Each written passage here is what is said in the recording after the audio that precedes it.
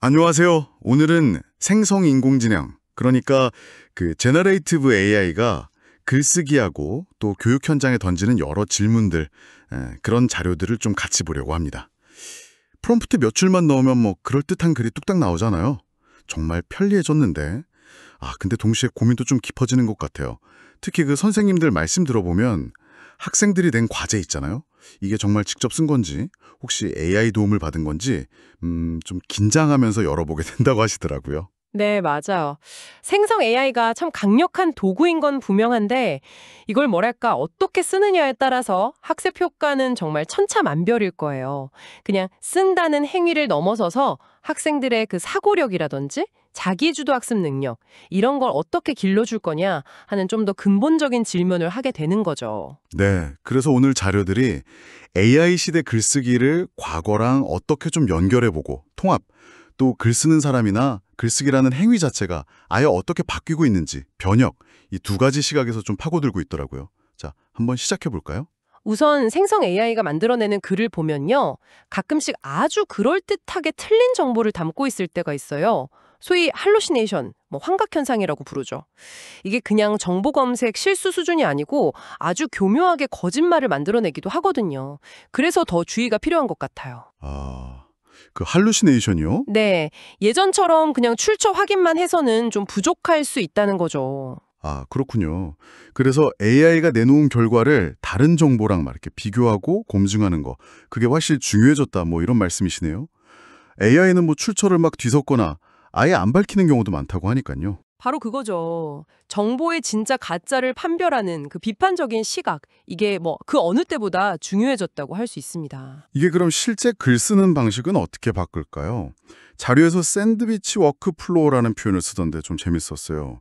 뭐랄까, 여행 계획 짤 때 제가 그냥 어디 가고 싶다 던져주면 AI가 코스 추천해주고 AI 생성, 그럼 저는 그중에서 괜찮은 것만 딱 골라서 최종 계획 만들고 검증 수정. 약간 그런 느낌인가요? 네, 비슷합니다. 글쓰기 과정이 이제 인간 프롬프트를 먼저 설계하고 기계 텍스트를 만들고 인간 그 결과물을 검토하고 수정하는 이런 구조가 된다는 거죠. 여기서 진짜 주목할 점은 글쓴이의 역할 변화예요. 역할 변화요? 네.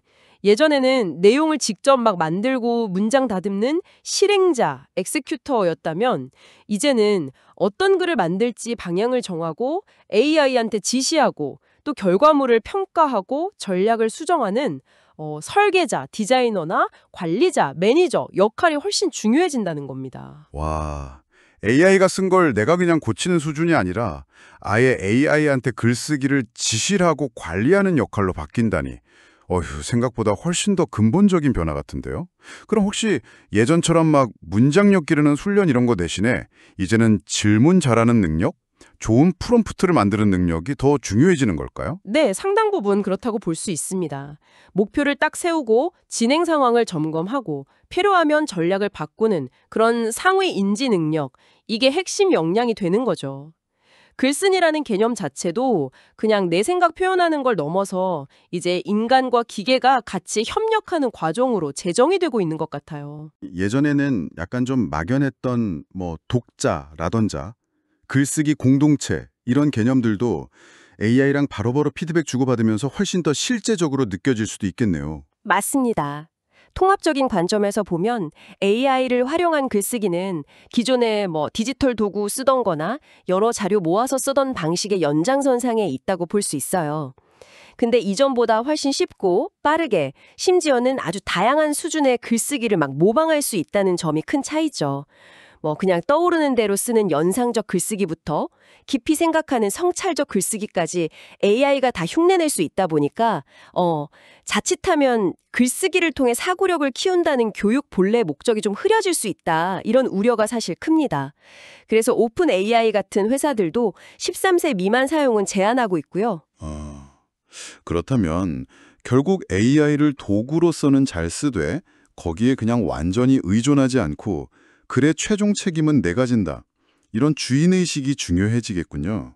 여기서 왜 자기조절학습 SRL 역량이 그렇게 강조되는지 좀 알 것 같습니다. 네, 그렇죠. AI가 너무 쉽게 답을 주니까 스스로 학습 목표를 세우고 과정을 계속 점검하고 방법을 조절하는 이런 자기조절 학습 능력이 없으면요. 결국 AI에 그냥 유능한 설계자가 아니라 단순 사용자를 머물게 될 위험이 크다는 거죠. 책임감 있는 활용 태도와 함께 이 역량을 키우는 게 아주 중요한 과제가 될 겁니다. 기술 발전 속도는 점점 더 빨라질 텐데 교육 현장의 고민도 정말 깊어지겠네요. 편리함과 위기감 사이에서 균형을 잘 잡는 지혜가 필요해 보입니다. 네, 생성 AI 시대의 글쓰기는 우리에게 편리함 그 이상의 어떤 깊은 성찰을 요구하고 있는 것 같습니다. 기술 변화에 맞맞춰서 학습자에게 진짜로 의미 있는 배움이 뭘까? 이걸 끊임없이 고민하고 방향을 찾아 나가야겠죠. 자, 오늘 이야기를 마무리하면서 당신에게 질문 하나를 남겨드리고 싶습니다. 생성 AI가 당신의 프롬프트를 바탕으로 만들어낸 그 텍스트를 과연 온전히 당신의 글이라고 할 수 있을까요? 그 글에 당신의 생각과 정체성이 담겨 있다고 말할 수 있을지 한번 곱씹어 보시면 좋겠습니다.